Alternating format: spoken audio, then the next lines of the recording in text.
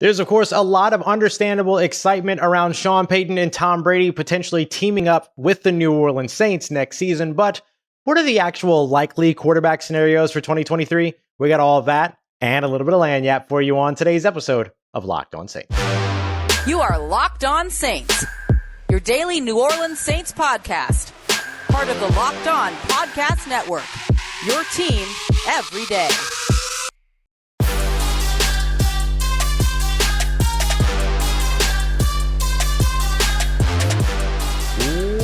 What is good, Who Dat Nation and Who Dat family? Welcome into another episode of Locked On Saints, your daily podcast covering your favorite team, the New Orleans Saints, part of the Locked On Podcast Network, your team every day. Thanks so much as always, making Locked On Saints your first listen of the day every day. Don't forget, we're free and available on all podcast apps and on YouTube as well. And I'm your host, Ross Jackson, at Ross Jackson Nola on Twitter, your New Orleans Saints expert, credential member of the media, CrescentCitySports.com, USA Today Saints Wire, Tuesdays on Locked On NFL, and here with you every single Monday through Friday, and then some on Locked On Saints. Today's episode is brought to you by Ultimate Football GM. If you ever wanted to be an NFL general manager and control your own football franchise, well, now you can with my favorite mobile game ever. To download the game yourself, just visit ultimate-gm.com or search Ultimate Football GM in your app store. Our listeners are also going to get a 100% free boost to their franchise when they use the promo code Locked On, all caps, in the game store. Tell you more about them later on today's episode. It's War Room Wednesday. Loving the name. Loving the name. So we're going to dive into some of the biggest questions around the New Orleans Saints. Got 3 of them for you again this week. Pleased to see one of them was actually about this weekend's game. Can the New Orleans Saints actually beat the Philadelphia Eagles in Philly for the first time in 3 years? We'll break that down. And of course, we'll also talk about that throughout the rest of the week as well. Is Tom Brady and Sean Payton pairing? Is that even possible? Let alone, is it likely? Is it possible? We'll break down why it is. But first, what's the most likely quarterback scenario for the Saints in 2023? I've got 3 scenarios for you, one of which we can kind of rule out, but it's still more likely than the Sean Payton and Tom Brady thing. And we'll start there. The New Orleans Saints, I don't think, would be interested in trading for Derek Carr. This has been a question that is starting to come up because on Wednesday, the Las Vegas Raiders made the decision, curious decision, to no longer start Derek Carr, who does lead the NFL in interceptions right now with 14. How much of that is Derek Carr? How much of that is Josh McDaniels? Just asking. But moving on from Derek Carr for the rest of the season, and with the intent of starting and getting a look at some of the young talent, including Jarrett Stidham, who will be the starting quarterback for the Las Vegas Raiders.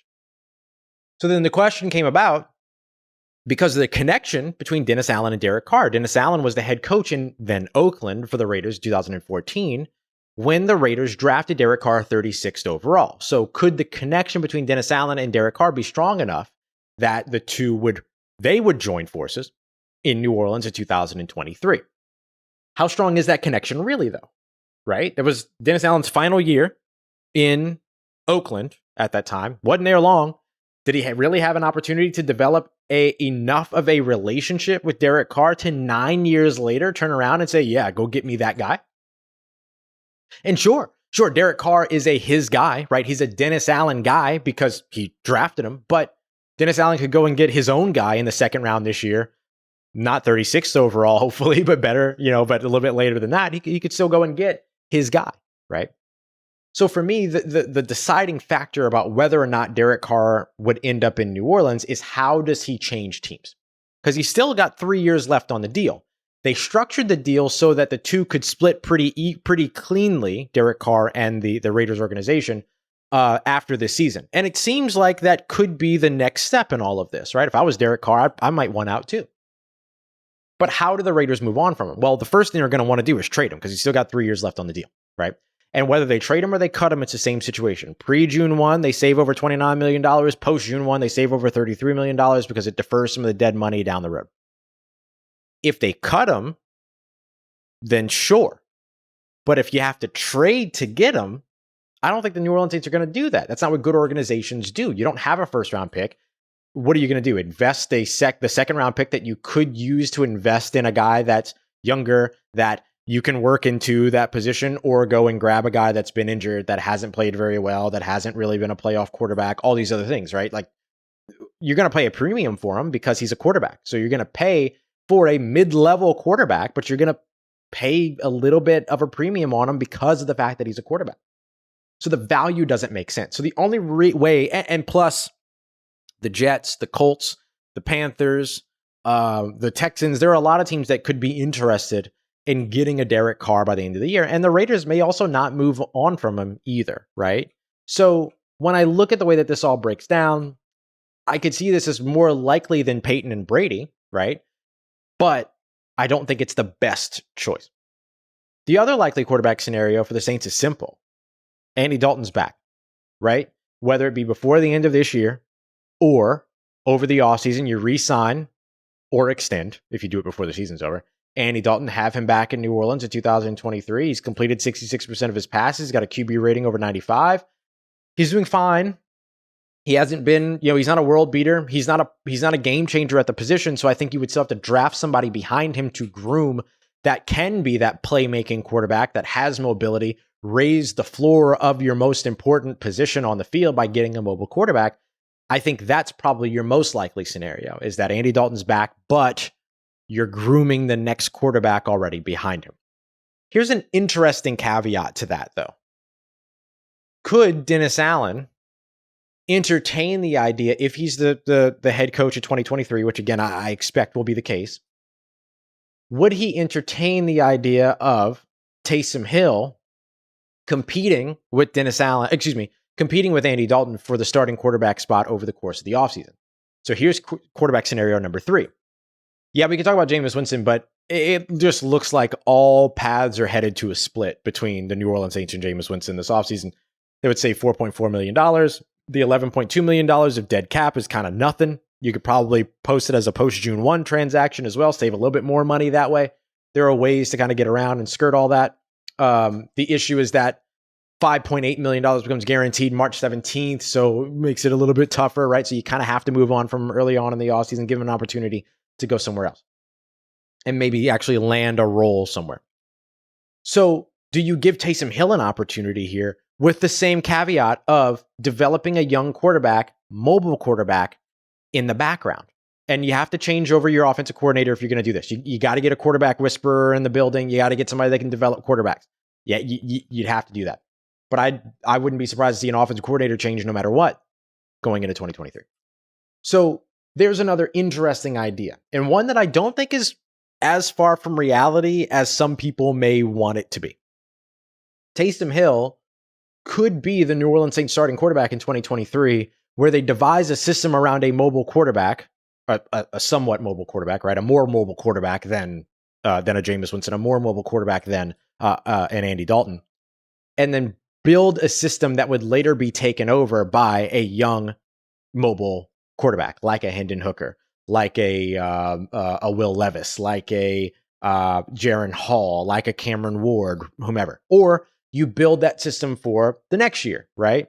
You find a way to get a Caleb Williams, whatever. You know what I mean? Like that to me then becomes the other scenario. And I don't think that it's too far away from reality.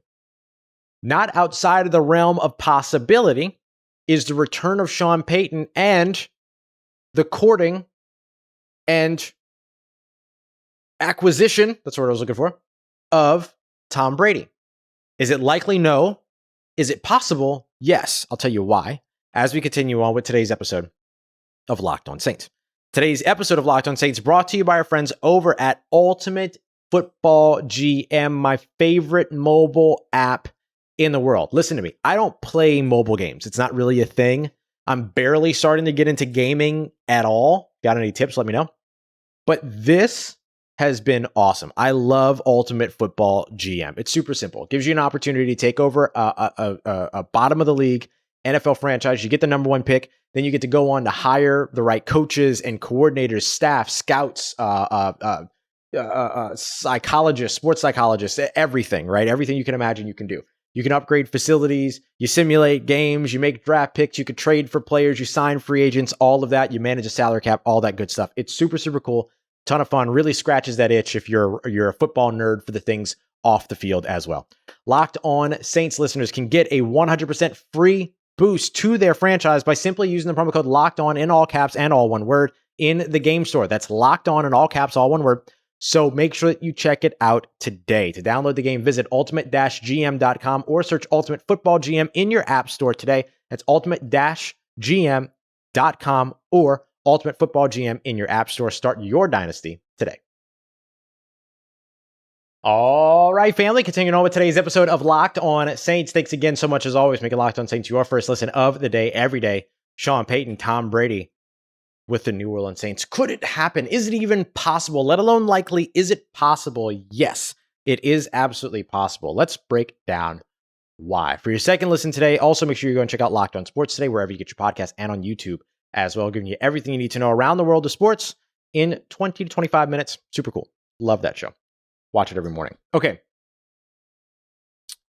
The New Orleans Saints. I said this in the episode earlier today on Wednesday that no matter who says otherwise, whether it's the NFL, whether it's NFL fans or fans of other NFL franchises, whatever, no matter who says otherwise, the New Orleans Saints will make headlines. The New Orleans Saints will be relevant every single year, right? This is a team that has gone from massive continuity, consistency, all that stuff, to now massive unpredictability. So they made headlines one way. Now they're about to start making headlines the other way. Whether it's because of this particular situation or another situation, the New Orleans Saints are going to be a big focus this offseason. So let's break this down. Is it possible that Sean Payton could return to the New Orleans Saints? Let's start there. The answer there is undoubtedly yes. It's absolutely possible. We know the New Orleans Saints love Dennis Allen. Mickey Loomis, Gail Benson. Reports came out the same day that this whole other conversation between Sean Payton or centering around Sean Payton and Tom Brady came out that the Saints were fully invested in Dennis Allen. But you have to imagine that comes with a caveat, right? And that caveat is unless Sean Payton wants to come back. Sean Payton is a legend for the organization. Sean Payton is somebody that this organization respects highly. And he's probably the only way that you can make a quarterback change away from Dennis Allen without there being a long-lasting stain on your organization and its reputation. So if the Saints were interested in moving on from Dennis Allen, A, they're never going to say it publicly until the decision is made, and B, being able to do it while going back to the guy that probably shouldn't have left in the first place, even though tried to on several occasions, that doesn't hurt your reputation as much as reopening the position as a whole. So that's a way that makes sense. And he's technically still under contract with the New Orleans Saints. They own the rights to his contract, all that stuff. He's under contract through 2024? So the possibility is absolutely there. The want can be there. The wherewithal could be there. The value could be there. And the contract is already there. So the money doesn't really make too much of a difference. Although moving on from Dennis Allen is kind of cumbersome, right? Because he's on a 4-year deal as your head coach. So moving on from him 1 year in, like that causes an issue. But if that's the organization's direction and that's where they want to go, they have every reason to do it if it comes to bringing Sean Payton back. That's a Hall of Fame, future Hall of Fame head coach. I get it. Could Tom Brady end up in New Orleans? That's another question. There were a lot of rumors, if I remember correctly, it was 2019 season when Drew Brees was wrapping up the Pro Bowl, went to Hawaii, and then posted from Hawaii announcing that he was going to come back. There was actually a lot of expectation, and I'll say even more than expectation, that he was going to retire that offseason. And so with that, there was a lot of conversation too, backdoor conversation, and really things you just kind of picked up on afterwards about Tom Brady potentially then being a New Orleans Saint had Drew Brees not returned in 2019. Whether that's true or not, it doesn't matter, right? That's not as important as the connection. We know Tom Brady, Sean Payton, they want to work together. So could he end up in New Orleans? Yeah, it's also possible. And could the two of them end up in New Orleans together? Yes, it's absolutely possible. Now, the one question that you have to ask when it comes to Tom Brady ending up in New Orleans is, can you make a contract work for him? And is making a contract work for him, is it worth it? Is there value for the organization to do that? This is not the same Tom Brady that won a Super Bowl a couple years ago. We've seen that all season. Now he's had off the field stuff throughout the season that have had impacts as long as he's not playing against the New Orleans Saints, apparently, to obviously keep in mind all throughout. But it's still not the same Tom Brady that we're accustomed to seeing, right? But is having a 46-year-old Tom Brady a better alternative than the other quarterback scenarios that we discussed if it also means, because he would be a free agent, you're not trading assets for him, if it also means that you develop a young rookie quarterback behind Tom Brady? Does that make a difference for you? Does that move the needle for you?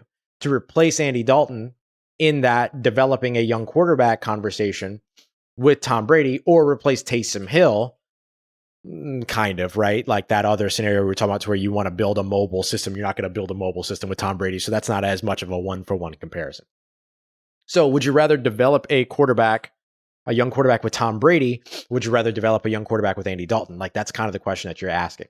The other question that you're asking is, would you rather, as an organization, Dennis Allen and a first-round pick, right? Assuming you can trade Sean Payton over the course of this offseason, or Sean Payton and Tom Brady? And that might be the question you most immediately have to answer, right?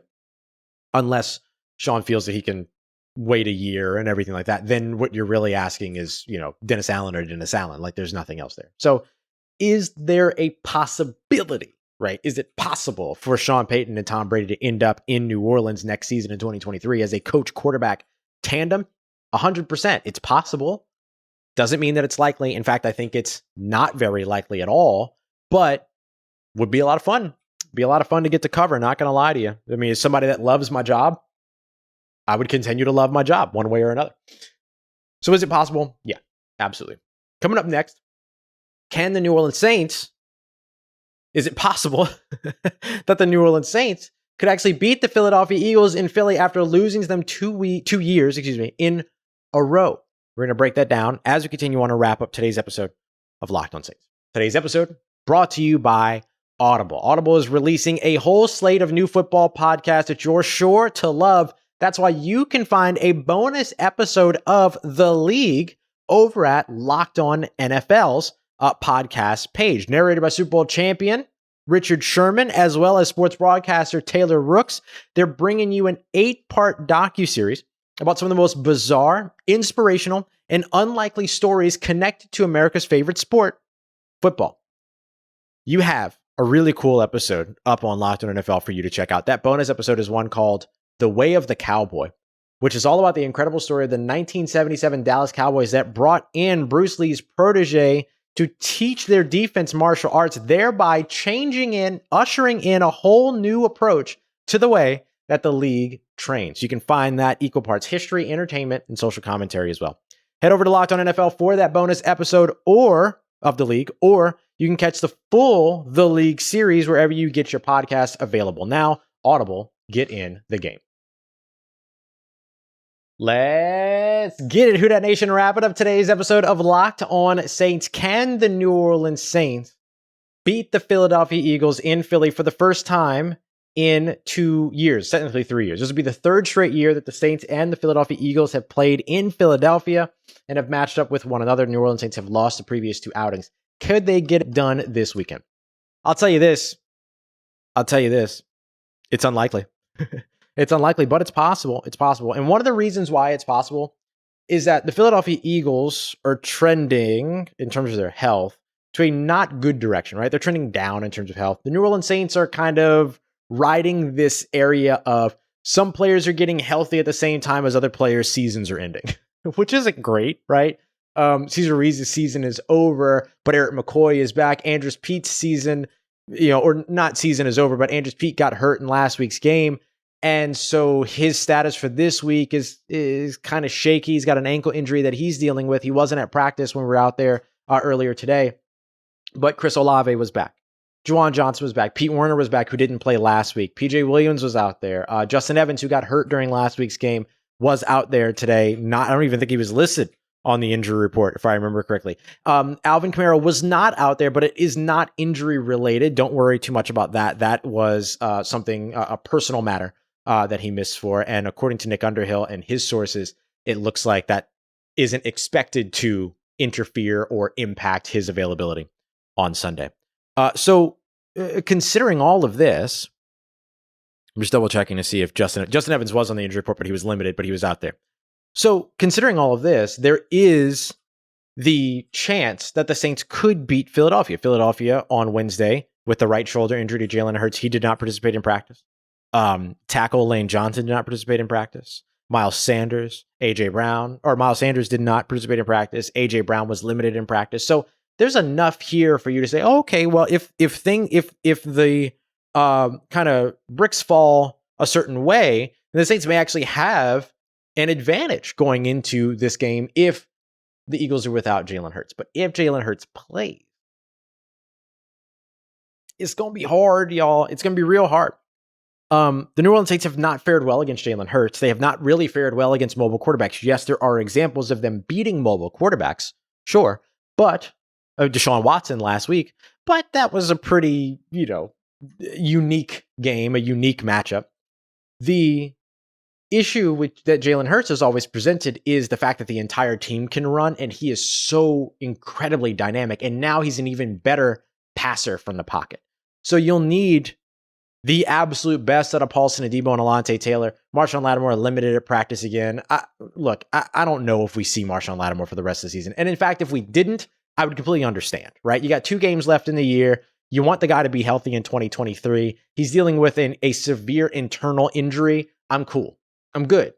Sit, bro. Like, it's all fine. And so if you're going out there with Paulson Adebo and Alontae Taylor, you need the game of their lives. Like, this is going to be the game where you look back at Alontae Taylor and either the needle doesn't move one way or another because, he struggles against one of the most talented wide receiver cores in the NFL. You don't really hold that against him, or the needle just goes like 15 out of 10, right? Starts spinning and spinning and spinning because he shuts one of those guys down or just has a really good matchup with them. Just like he had a great matchup against Devontae Adams and DeAndre Hopkins and some of the other guys that he's gotten to match up with. So here's the thing. It's not impossible that the New Orleans Saints go out there and beat the Philadelphia Eagles. In fact, it would almost be the most New Orleans Saints thing to happen this year, right?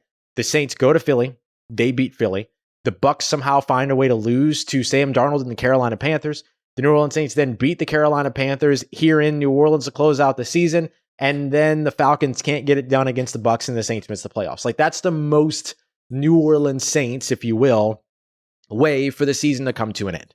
And so for the Saints, like, I'm not going to rule them out of this game Sunday on New Year's Day against the Philadelphia Eagles because this team has shown that it can win games. And the defense in particular over the course of the past few games has been really good.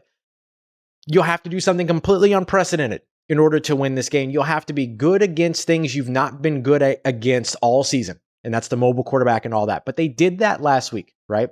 The Saints were struggling to run the ball until they had that Atlanta Falcons game the week before. They were struggling to stop the run. They've been struggling to stop the run all week. All of a sudden, they built a game plan around the run game, and they stopped the run against one of the best offensive lines in the NFL in the Cleveland Browns, and against a really, really good, in my opinion, the best running back in the NFL in Nick Chubb.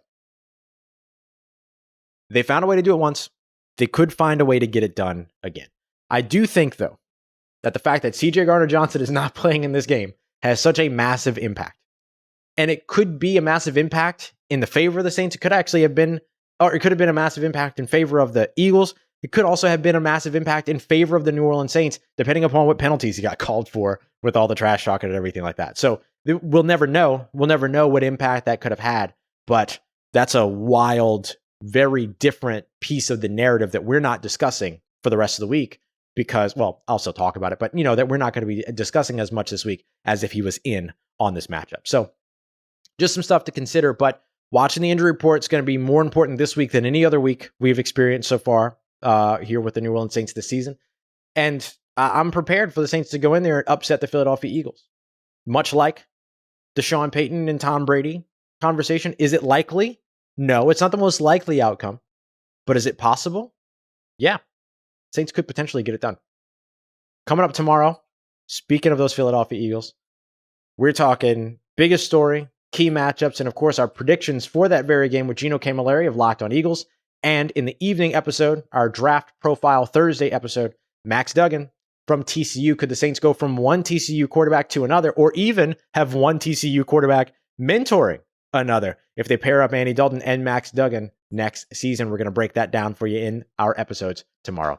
Appreciate you as always for making Locked On Saints your first listen of the day every day for your second listen. Make sure you're going to check out Locked On Sports today. Also, don't miss Locked On Pelicans with Jake Madison, Locked On LSU with Caroline Fenton with the Citrus Bowl right around the corner. Some big news around Kayshon Boutte there. And then, of course, also go and check out Locked On HBCU with Darian Gray, Ed Reed, head coach of Bethune-Cookman. Shout out Daytona Beach, Florida. Make sure you go and check all of that out. We'll see you tomorrow here on Locked On Saints. Appreciate you, as always, making me a part of your day, part of your routine, for saying yes to me and the show.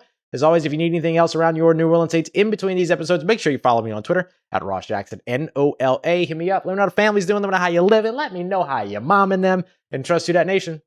I'll holla at you.